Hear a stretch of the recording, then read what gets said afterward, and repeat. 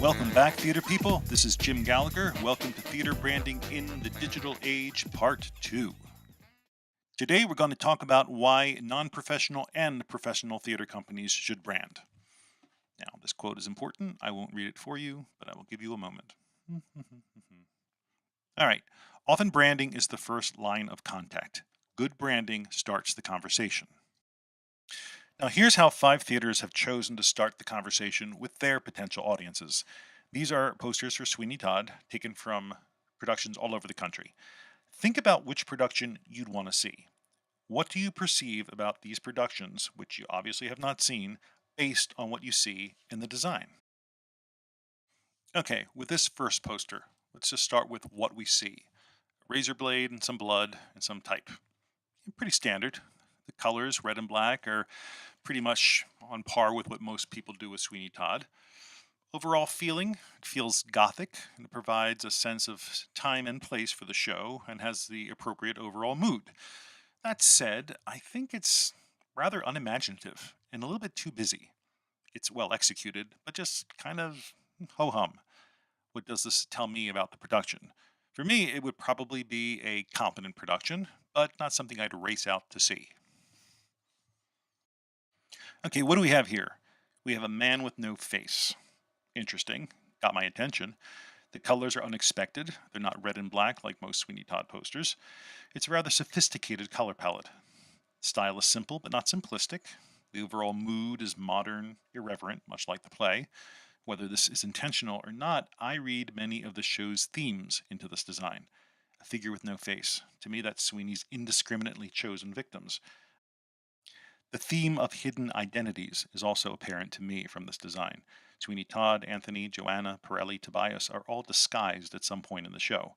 Finally, the faceless man points to the universality of revenge, that there is a little bit of Sweeney Todd in each of us, which is the point of the final ballad of the show.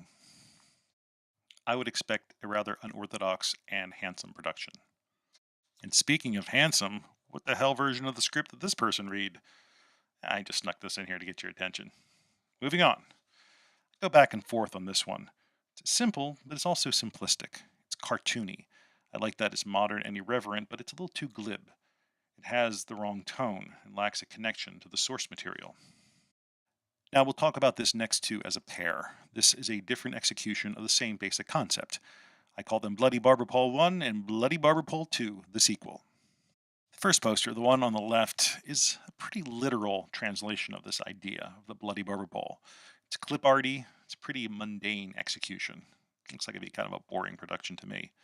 Now, this one, however, is a much better execution of this concept. I see in it the London fog in emptiness, which to me says more about the play than the first design does.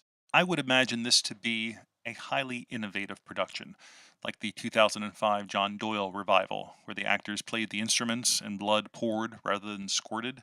This is a production that I'd want to see.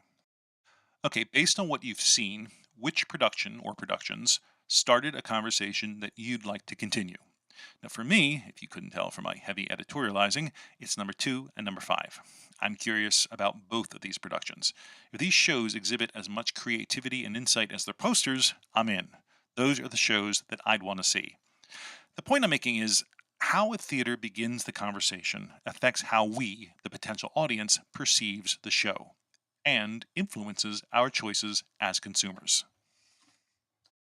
Now, let's continue the conversation about why non professional theaters, or all theaters, should brand. One of the reasons that we brand is to connect with the potential audience immediately. A good design should move us emotionally, and/or move us to seek out more information about the show. It says, our show isn't ready yet, but we have 2 more hours in store for you that are just like this poster. For me, the artistry of this Finian's Rainbow poster provides a glimpse into the potential artistry of this production. Good design also helps you stand out and tells the viewer why you are relevant. This visual reference to President Obama's first election graphic tells me that the creative team here is in tune with the relevance of this now 27-year-old musical. This reference gives the play a modern context. It hints at the danger to modern presidents, which ups its relevance, and the creepy quotient. It also plays into the assassins' megalomaniacal belief in their entitlement. It's smart, and that reflects well on the show. Let's face it, folks, it's a crowded marketplace, not just for other plays, but other forms of entertainment.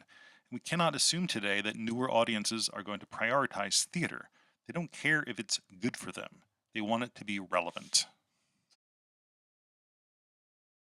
Good design also informs us.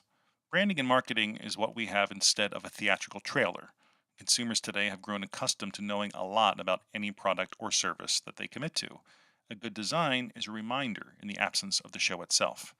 Now, this ragtime poster is wonderful. This poster says so much about the show, and it could easily have become a big, busy mess, but it works. The detail in it is fascinating. This melting pot design literally primes the audience with a history lesson, and the design's sheer complexity reflects the complexity of the show's themes: class and racial relations, assimilation, and what it means to be an American. A good design can also help you show that you care about the audience and your members. It says you respect them enough to match their show's visuals to the quality of their contributions. It tells the actor and crew that they matter. This is my home theater of Colonial Players in Annapolis, Maryland. We've been photographing our actors like this since 2007. So we now have 11 years or 77 productions that chart our theater's history.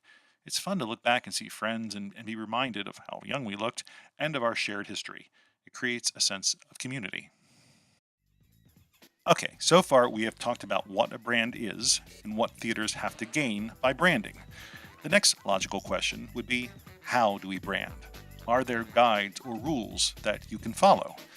As a matter of fact, there are. Stay tuned, you won't want to miss them. This is Jim at Drama Queen Graphics signing out.